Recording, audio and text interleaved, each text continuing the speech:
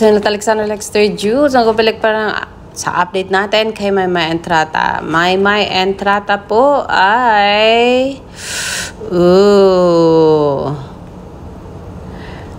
isa po sa top diba, na naka-follow kay Bini Philippines. Base dito sa isang account na ito, Bini Philippines is following following people: Spotify Asia, Bini Maloy, Bini Stacy, Maymay, Bini Colette, Teatro Kapamilya, Bini Mika, and so on and so forth.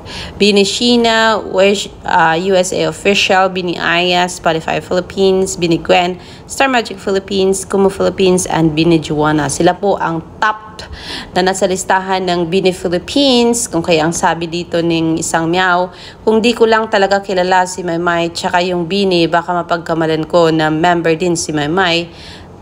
Baka Bini Maymay yan. Yan po mga kaibigan. Pagkatapos na mapanood itong video ni Maymay, sharing yung mga thoughts niya about Bini at paano nag-umpisa ang Bini, anong mga pinagdaanan ng Bini, and it was coming all the way from Maymay's mouth, how it was like being ate to these people, and that we are happy seeing how Bini loves Maymay and how Maymay loves Bini, mga kaibigan. Yes, meron po tayong dyan, proof na talagang finalo yan si Maymay, dahilan po dyan sa listahan na yan. And thank you so much. Hindi po mangyayaring ganyan kalawak ang mga taong nagmamahal ng isang Maymay Entrata, dahil po sa isang napakabait po niyang ate sa mga baguhan sa showbiz, and napakabait din niya sa mga oldies na mga kasamahan niya sa trabaho. So that's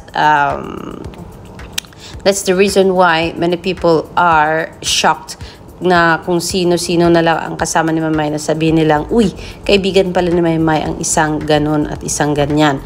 Kasi nga po, tawag dito, si Maymay hindi po siya masyadong showy kung sino-sino ang mga nakasalamuhan niya, kung sino-sino ang mga kaibigan niya. And straight away, pag may makita ka mga footages and mga pages, nakikita natin si Maymay, masasabi natin, grabe, Maymay, kaibigan niya pala yan. So yes, that is a good thing about marriage, Maymay Entrata. And syempre, nananalangin tayo na tatagal si Maymay sa showbiz. Alam natin ang mga pressure ng showbiz, and sana makayanan ni Maymay at hindi siya ma-depressed muli.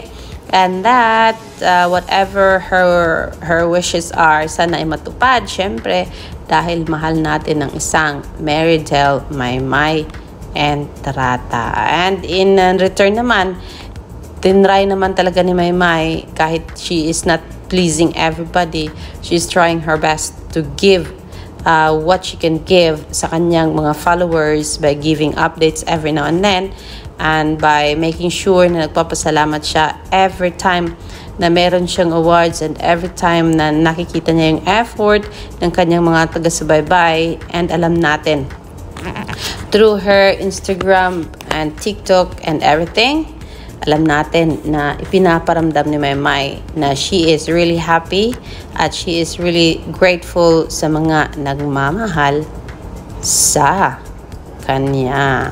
Yes, mga kaibigan, ano ang meron sa Instagram ni Maymay sa mga oras na ito?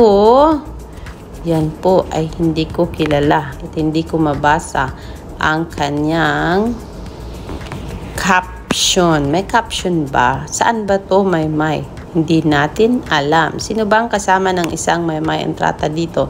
Sana po ay mga makapag-share kung anong nangyayari dito, kasi hindi ko po alam kung ano ang meron dito. But then yes, I am sharing this photo with you since ito po ay tampok sa kanyang Instagram sa mga oras na ito, mga kaibigan. So yes, see post. Tignan natin ang post. I am Trisha Denise.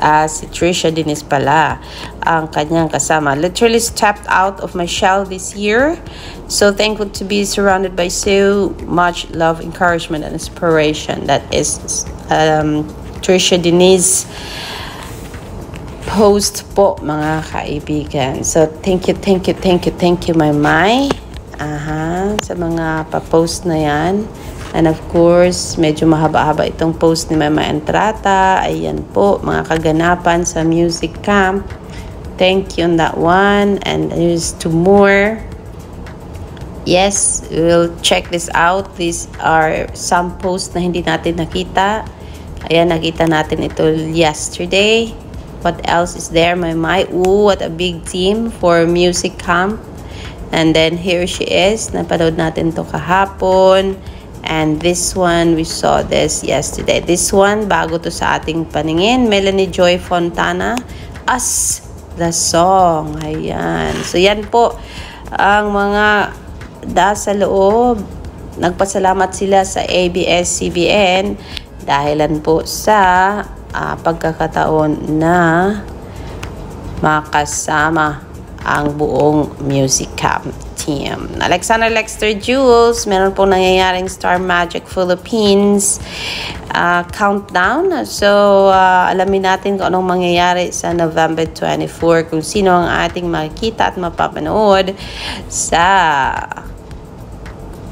Star Magical Christmas Ball 2024. This is Alexander Lexter Jules. Magandang umaga po sa inyong lahat. Congratulations sa mga achievements ng Hello Love Again. Napakatalagang showstopper ito. At ito po at dinumog ng maraming tao. At napakahaba pa rin daw ng pila kahit sarado na po ang selling tickets outlets. So yes, congratulations. And ito nga sinusurpresa ni na Alden Richards and Catherine Bernardo ang mga sinihan. One way of giving thanks to those who watch Hello Love Again. Alexander Lexter Jules, I know marami pang gross income na darating kasi day 2 or 3 pa lang tayo. And sa ngayon, unahan na natin ng big congratulations sa team ng Hello Love Again. Ano kaya ang kasunod nito?